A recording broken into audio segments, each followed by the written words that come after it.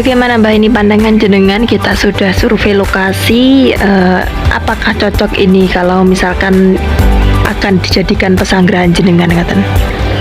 Kita belum bisa untuk menganalisa cocok dan tidaknya. Yang penting kita senang karena areanya luas dan secara alamiah ini merupakan tempat yang natural. Ya seperti inilah apabila kita untuk menyepikan diri atau kita untuk menyendiri, yang artinya kita tirakatan melihat dan sebagainya, lebih condong ke arah yang lebih aman, lebih damai, lebih tentram, yang jauh daripada keramaian. Iya.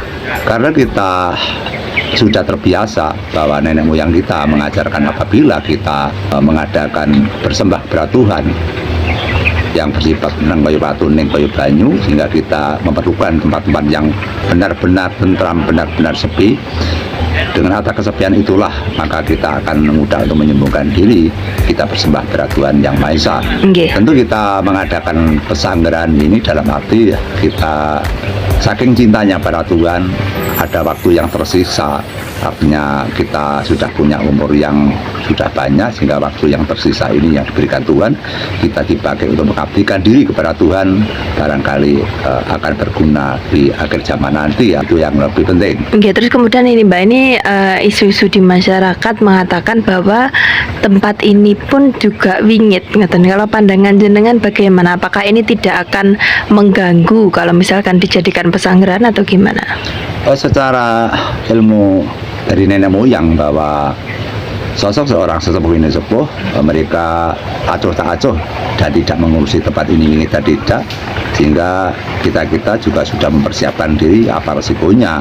Yang jelas apabila kita bersembah pada Tuhan, tentu kita tidak akan minder dan takut kepada hal-hal semacam itu, karena mereka juga hamba yang sama seperti kita. Tentu mereka tidak mungkin akan mengganggu kita, Mbak. Perbedaan kata padepokan dan pesanggerahan itu apa sih, Mbak? Apabila kita menelusuri dengan kata-kata padepokan, biasanya berasal dari mereka-mereka yang mengembara dan mereka sudah lelah, sudah capek dan berusia tua.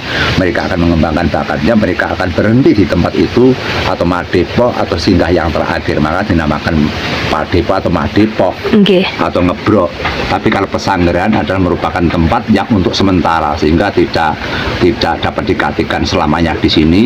Mereka hanya menggunakan tempat ini sebagai penyambungan kita kepada Tuhan. Di pesanggerahan adalah tempat untuk mesanggerah, berhenti sejenak atau berhenti sementara, Mbak. Apakah itu juga bisa dinamakan atau disamakan dengan petilasan, Mbak? Tidak bisa, karena pesanggerahan itu yaitu katanya itu mesanggerah atau berhenti sementara, atau dapat dikatakan mampir, Mbak. Kalau petilasan itu gimana, Mbak? Petilasan adalah tempat-tempat yang pernah disinggahi oleh para nenek moyang kita yang memiliki ilmu yang besar, atau mereka yang punya derajat yang tinggi seperti raja dan sebagainya.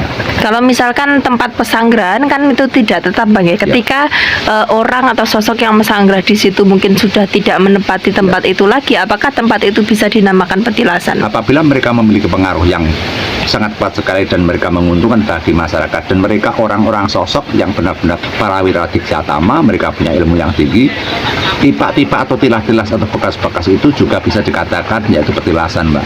Dan petilasan harus ada sejarahnya dan harus ada bekas-bekasnya, seperti ada tanda-tanda seperti patung dan sebagainya. Ya, Mbak, ini kita akan lanjut lagi meliput tempat ini. Semoga nanti kita bisa kerasan di sini, nanti tergantung bagaimana keputusan jenengan, ngoten. Ya, bagi teman-teman kalau misalkan ingin bertemu dengan Mbah Kendil, nanti bisa langsung ke tempat ini, teman-teman. Ini tentu akan membutuhkan beberapa rehab dan renovasi, Bang, ya.